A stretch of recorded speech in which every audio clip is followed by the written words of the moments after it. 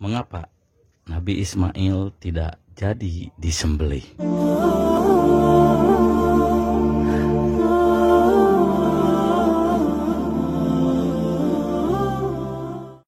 Sahabat Tapakur, di penghujung malam suasana terasa begitu sunyi. Terlebih saat terbangun di puncak gunung. Jaket tebal plus kaos tangan menjadi perisai diri dari serangan udara dingin yang mematikan. Kaki melangkah meninggalkan tenda, berdiri mematung di ujung malam nan sepi. Mata tengadah memandang ufuk cakrawala, jutaan bintang gemintang nampak begitu nyata menghiasi angkasa. 10 ayat terakhir surat Ali Imran selesai dibaca. Pikiran pun melayang pada relung-relung kitab suci hingga terlihat begitu jelas sebuah kisah penuh hikmah. Kisah Ibrahim dan Ismail. Mengapa Ismail tidak jadi disembelih? Padahal Ibrahim dan Ismail sudah sama-sama ridho akan aturan Allah Subhanahu wa Ta'ala. Tiba-tiba saja satu pertanyaan menggelitik benak pikiran. Sahabat Tapakur, kurban sering diartikan dengan mendekatkan diri pada Sang Maha melalui pengorbanan. Tentunya saat seseorang mengorbankan sesuatu, ia berharap pihak yang dituju akan menjadi dekat dengannya. Dengan kedekatan itu pula, bisa jadi segala harapan akan menjadi kenyataan dan segala rasa takut akan sirna. Sahabat Tapakur, ternyata rasa ingin dekat itu tidak hanya kepada Allah Subhanahu wa Ta'ala. Bisa jadi seseorang ingin dekat dengan perempuan yang dicintainya. Bisa jadi ada orang yang ingin dekat dengan artis yang menjadi idolanya. Bisa jadi ada orang yang ingin dekat dengan guru yang dicintainya. Malah bisa jadi ada orang yang ingin dekat dengan penguasa. Saat seseorang merasa ingin dekat pada perempuan yang dicintainya, artis idola, guru, dan penguasa, mereka akan berusaha mendekatkan diri dengan beragam cara, termasuk berkorban dengan memberikan sesuatu sesuai keinginan pihak yang didekatinya. Sahabat Tapakur, bahkan dalam kehidupan seringkali kita mendengar ada orang yang berani mengorbankan harta, kehormatan, bahkan nyawa sesama manusia agar dirinya bisa dekat dengan pihak yang didekatinya.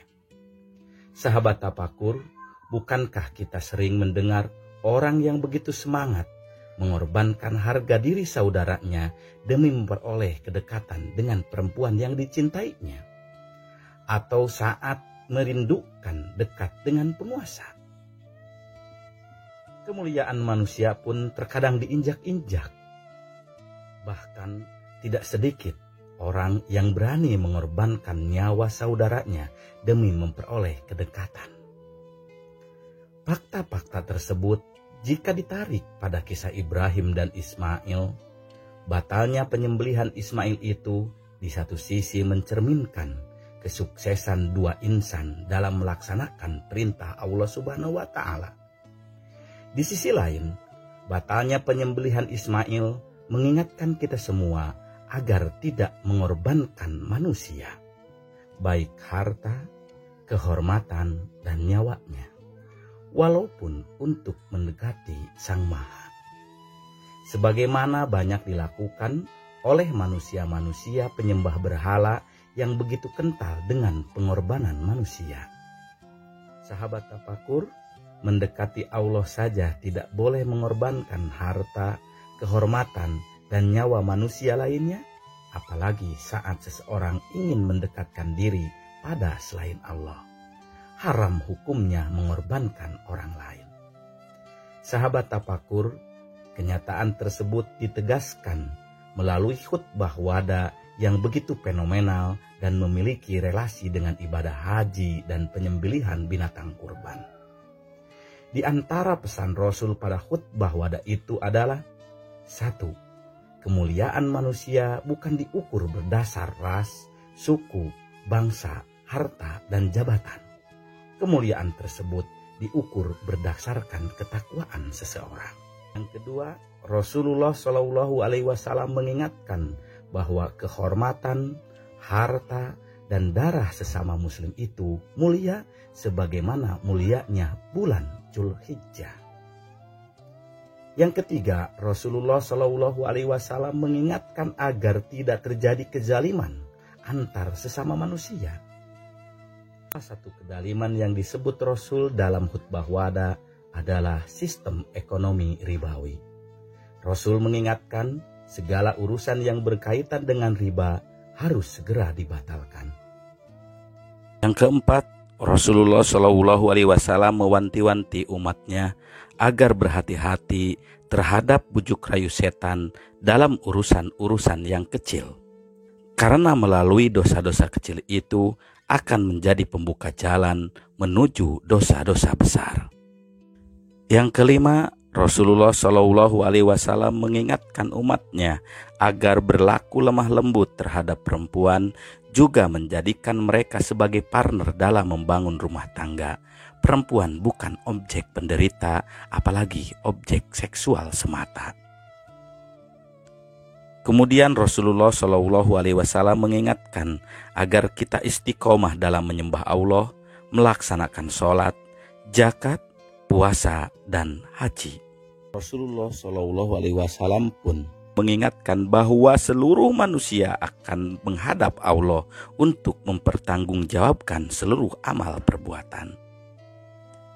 Tidak lupa pula Rasul mengingatkan agar umatnya berpegang teguh pada dua pedoman yang menjadi sandaran kehidupan umat manusia. Dua pedoman itulah yang diwariskan Rasulullah Shallallahu Alaihi Wasallam agar umatnya senantiasa terjaga dari berbagai macam mara bahaya. Itulah Al-Quran dan Sunnah. Sahabat tafakur, kalau demikian adanya, ibadah kurban yang dilaksanakan pada bulan Dzulhijjah ini di satu sisi merupakan ibadah yang dianjurkan dalam upaya mendekatkan diri kepada Allah Subhanahu wa Ta'ala, dan di sisi lain mengingatkan bahwa sesama manusia tidak boleh saling mencekal, tidak boleh saling mendolimi, apalagi saling membunuh.